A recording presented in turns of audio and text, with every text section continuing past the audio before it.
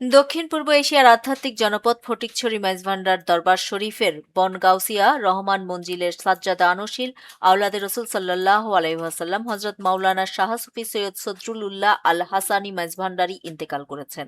রবিবার সন্ধ্যা ৬টার দিকে চট্টগ্রাম নগরীর একটি বেসরকারি হাসপাতালে চিকিৎসাধীন অবস্থায় তিনি শেষ নিঃশ্বাস ত্যাগ করেন। মৃত্যুকালে তাঁর বয়স হয়েছিল ৮৩ বছর। তিনি গাউসুল আজম হযরত মাওলানা শাহ সুফি সৈয়দ গোলামুর রহমান মাইজভান্ডারী এর নাতি এবং শাহজাদায়ে গাউসুল আজম হযরত শাহ সুফি সৈয়দ মাহবুবুল বশর আল হাসানী মাইজভান্ডারীর ছোট শাহজাদা।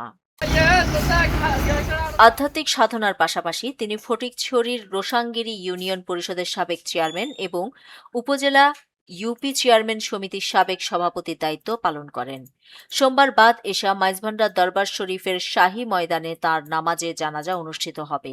মাইজভান্ডার দরবার শরীফের পক্ষ থেকে সকল আশেক ভক্তদের দোয়ায় শরিক হওয়ার আহ্বান জানানো হয়েছে।